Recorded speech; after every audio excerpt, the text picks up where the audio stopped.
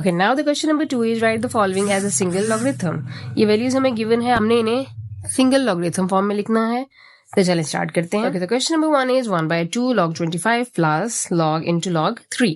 देखिए laws of logarithm को हम माइंड में रखते हुए इनको सॉल्व करेंगे. तो लॉज ऑफ लॉगरिथम क्या थे, इसमें आप ये समझ लें आपने रिवर्स जाना है लॉज ऑफ लॉगरिथम के. लॉज ऑफ लॉगरिथम ये कह रहा था कि अगर किसी भी वैल्यू पे पावर हो तो वो लॉग से पहले आ जाएगी.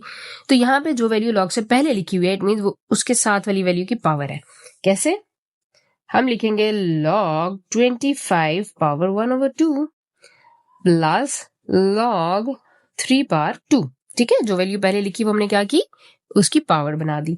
अब क्या log क्या हो रहा है, ऐड हो रहा है, तो वैल्यूज क्या होंगी आपस में, मल्टीप्लाई होंगी when we are using single log.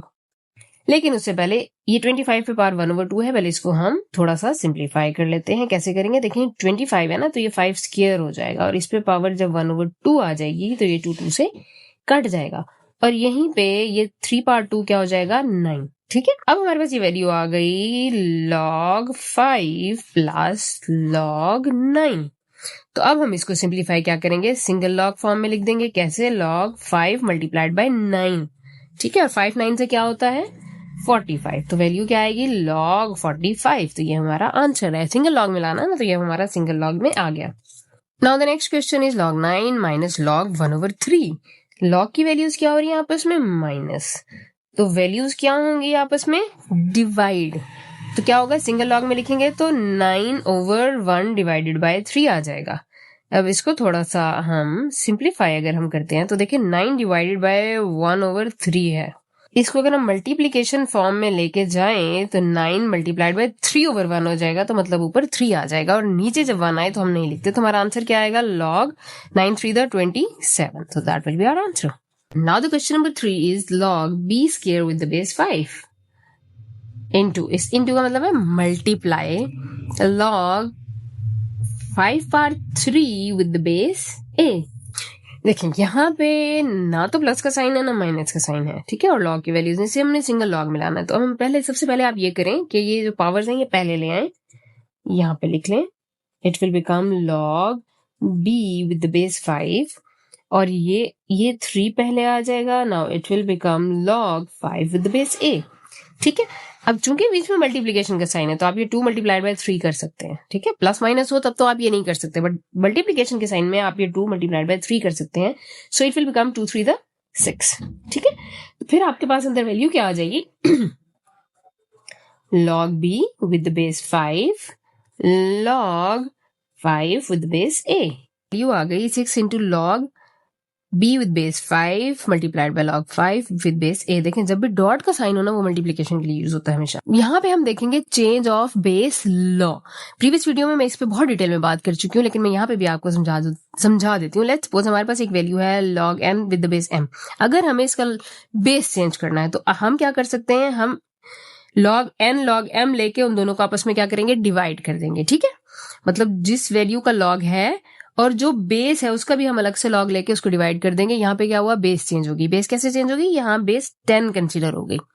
ठीक है, तो इसी लॉ को माइंड में रखते हुए देखिए हमारे पास ये वैल्यू है log b with the base 5. इसको log b with the base 5 को हमने क्या किया, log b divided by log 5 कर दिया.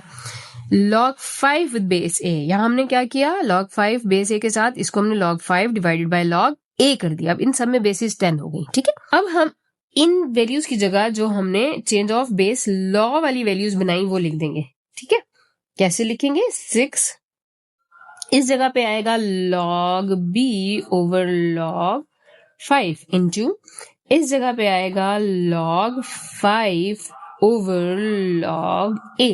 वैसे ये जो मैं स्टेप कर रही हूँ ये नॉर्मली हम क्वेश्चन के पार्ट में नहीं करते हैं. ठीक है, क्योंकि ये एक फॉर्मूला है और ये आपको पता होना चाहिए. ये मैं सिर्फ आपको समझाने के लिए कर रही हूँ. देखिए इस सिचुएशन में क्या हुआ, ये log 5 से कट गया, बचा क्या आपके पास 6 into log b over log a. इसको हम दोबारा इस फॉर्मेट में कन्वर्ट करेंगे. ठीक है, मतलब अब ये हमारे पास ये वाला फॉर्मेट है, इसको हम इस फॉर्मेट में लाएंगे. कैसे लाएंगे, देखिए हमारे पास है log b and log a divide हो रहे हैं, इसको इस फॉर्मेट में लाएंगे, मतलब हम log b with the base a ले लेंगे. क्लियर, अब हमने इस वैल्यू की जगह में ये लिखना है log b with the base a.